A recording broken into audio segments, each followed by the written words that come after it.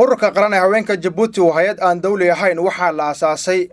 markii aan xorriyadda qaadanay 30 Abriil 1977 waxa uu dhaqdhaqaaqa madaxbannaanida haweenka waxa lagu soo bandhigi jiray music iyo sawirro ka turjumaya haweenka iyo doorka ay ku lahaayeen xorriyadda dalka. ururka qaran ee haweenka Djibouti waa ururka kaliya ee ka jira Jamhuuriyadda Djibouti. hadafka ugu weyn ee ururka waxa uu yahay inuu ka turjumo xaaladda dhaqaale bulsho ee haweenka Djibouti. 1977 ilaa 1999 ururka qaran ee haweenka Djibouti waxa gudoomiye ka ahaan jirtay marwadii hore ee dalka Aisha Boqore waxaana ay u doodi jireen xuquuqda haweenka Djibouti. marxaladaha ugu sareeya 1999 gudoomiyihii hore ururka qaran ee haweenka ayaa xilka ku wareejay marwada koowaad ee dalka ahna gudoomiyaha ururka qaran ee haweenka Marwa Khadra Maxamuud Xayd. hooyo Khadrana inaan way ogay inaan u sheego idinkuna aad ku garab gashiin innigan hortiina aan inagu tuso hooyada xalaal maalkee xumaan laga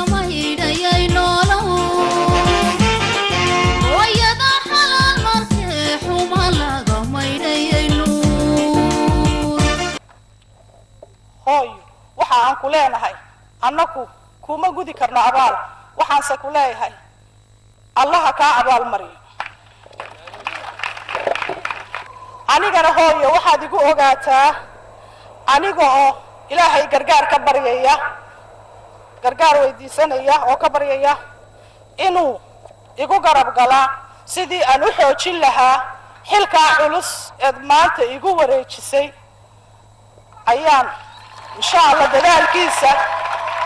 إنا سيحوشيو ونحلكا كصوبحو سيدي أدو قرورين سيد وحنانين سيهوين كدلك إننا إن شاء الله بإذن الله الكريم عن طريقي كعب بمرو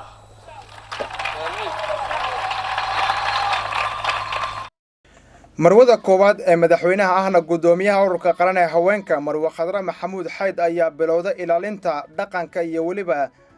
dardarsiinta saboolnimada iyo cunayarida iyo la dagaalanka gudniinka fircooniga gabdhaha horumarinta haweenka ilaalinta xuquuqda aadanaha hagaajinta nolosha haweenka reer miyiga iyo waliba shaqo abuurka haweenka. marwada koowaad ee dalka waxa ay muhiimada iyo mudnaanta siisay fatahaadii biyihii wabigii 2004 marka ay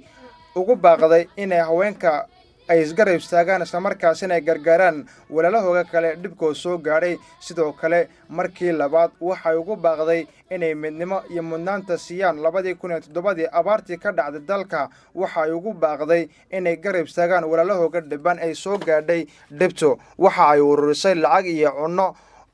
marwada koowaad ayaa waxa ay sidoo kale ka qayb qaadataa zakada sidoo kale taageerada dadka naafada iyo bulshada xanuunsanaya oo ay waajib tahay in la taageero. marwada koowaad ee dalka ayaa siisa deeq ka kooban qalabka naafada ururka qaran ee haweenka Djibouti. waxa ay sidoo kale tababaro dhanka waxbarashada ay siisaa oo ay tababaraan haweenka wax ka dhigta dugsiga qaran ee haweenka Djibouti oo loogu talagalay in lagu caawiyo isla markaasina lagu yareeyo shaqo la'aanta haysata haweenka dalka.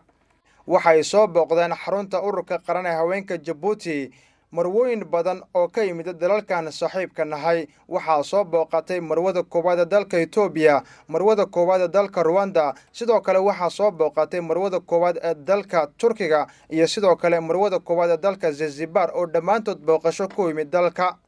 ururka qaran ee haweenka Djibouti ay hormuud ka tahay marwada koowaad ee dalka ahna gudoomiyaha ururka qaran ee haweenka ayaa waxa ay ka qayb qaadanayaan isku diyaarinta xuska 40 sano guurada dalka oo dhawaan lagu xusi doono dalka. حتى لما وران هويو حتى لما وران هويو